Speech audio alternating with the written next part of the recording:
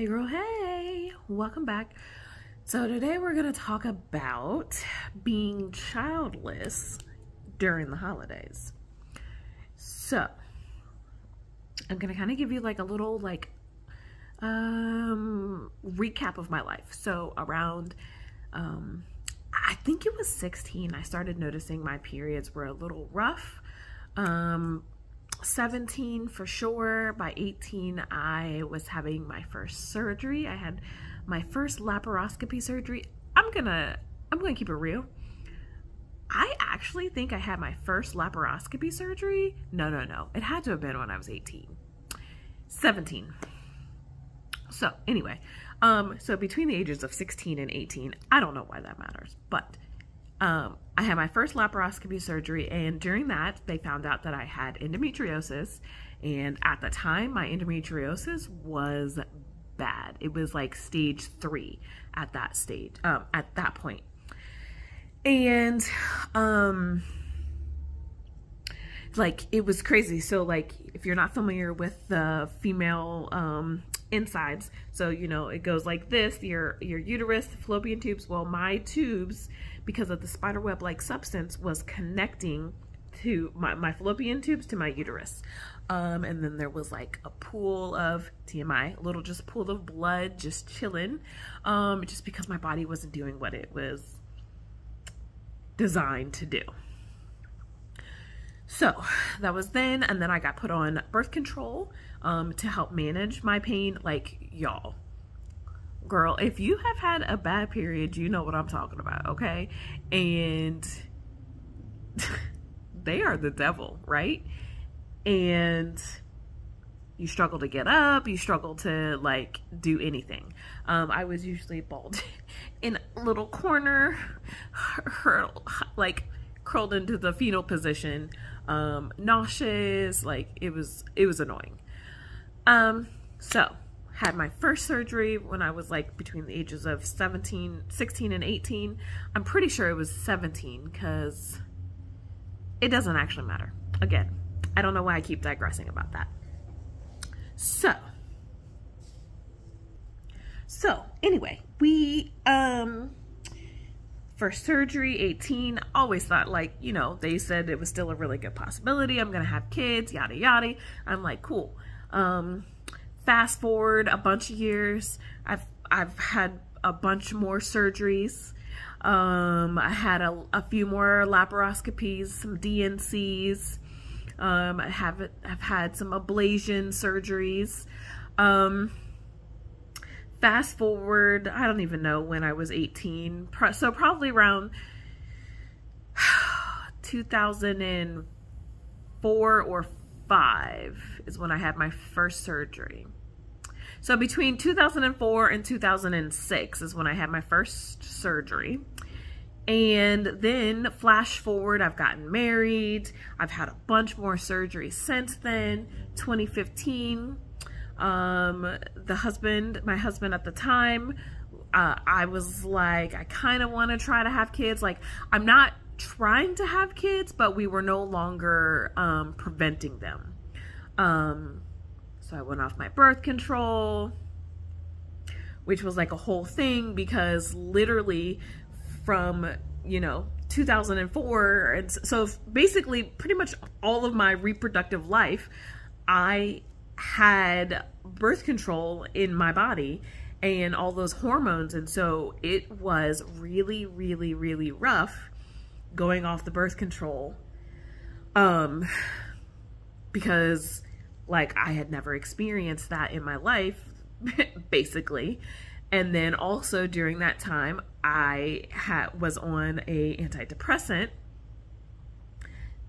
that we were needing to go off of because there was no really good information about whether, how it would do for the fetus. And so then I also went off of Effexor during that time, and it was, y'all, that was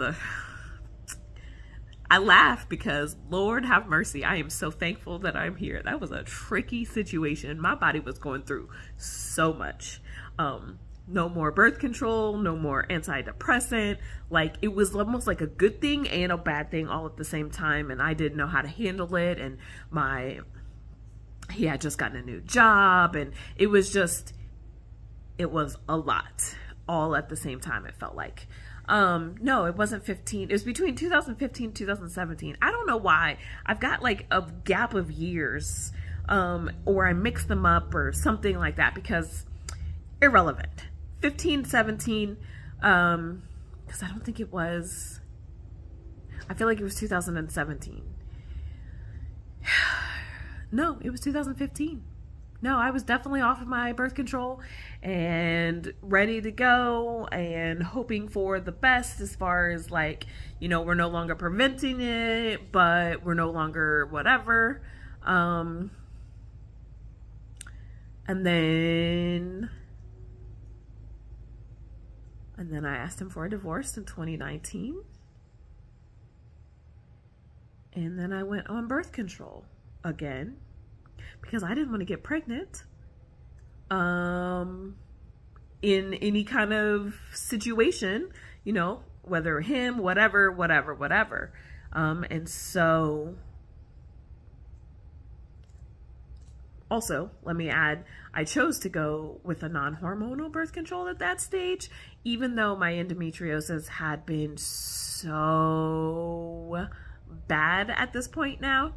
Because now, no longer with the endometriosis, or with the birth control helping with the cycle flow, and my lack of good food. Like, there are things that I probably should have avoided that I didn't avoid, because I don't know. I can't tell you. I don't know. I chose not to. That's the only thing I can think of. So anyway, no kids. I don't have kids. We didn't get to have kids. I asked him for a divorce. I went back on a birth control, a non-hormonal one. The doctors were not excited that I chose to go on a non-hormonal one, because it wasn't going to help with my endometriosis. And I'm like, I understand this. I get it. And also, I've been without a hormonal birth control for so long. I don't want to go back, because I am just now getting my mental health in a stable enough-ish position, and I don't want to add anything else to this. And I say stable-ish because, like, I literally, I was in the process of getting a divorce. It was like, it was a whole thing. So,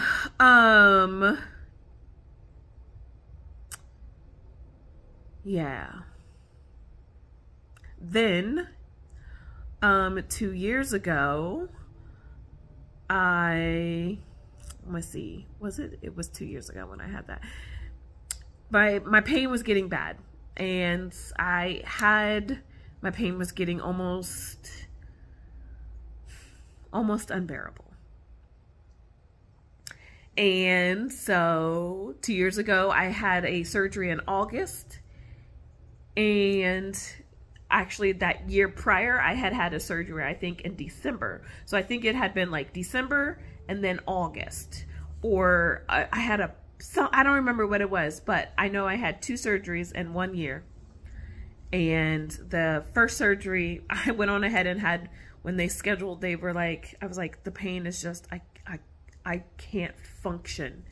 And they were like, I mean, our only other option now is to have a hysterectomy. And so 2 years ago, I had a hysterectomy. And I had to grieve the loss of, man, so much. The family I thought I was going to have. All my life, I knew I was going to have kids. And also, I had my hysterectomy on December 22nd. Because that was the soonest they could get me in that year, because I was like, oh, I've already maxed out. I'm going to let's just get this done with. And let me tell you, I was off for 2 months, and I was worried about my mental health because it was off during like the holidays, obviously, December 22nd, and I was off for 2 months after that. And the holidays and, you know, seasonal depression already gets me. And then add to that, now I have a hysterectomy where I can no longer have kids. Because at that stage, I think my hysterectomy was obviously my final surgery. But up until that point, I think I had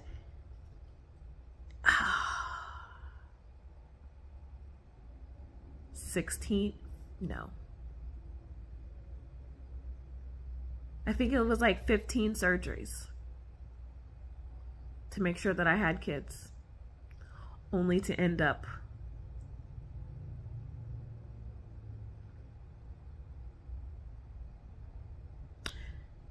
having a surgery that permanently kept me from having my own biological kids.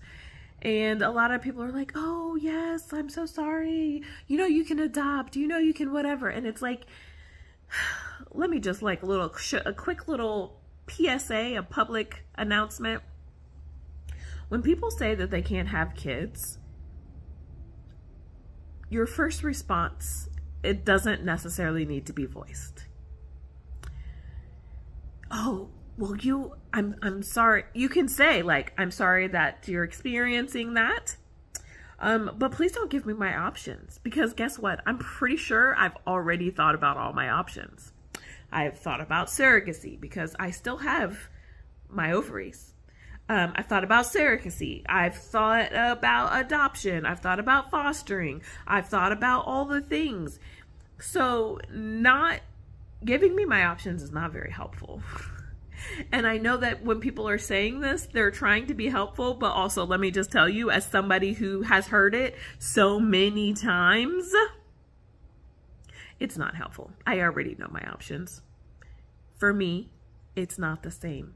I wanted to experience the whole thing, from the excitement of finding out that I was pregnant, the excitement and terror, to the feeling the kid grow inside of me, to having the kid. That I'm not going to experience. Now,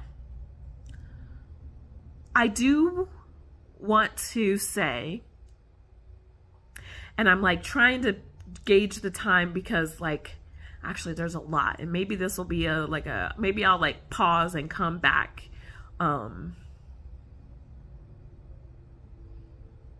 Yeah, maybe I'll pause and come back, because there's a lot that goes along with this. So come back for the next round. Remember, you are beautiful, you are amazing, and you are enough.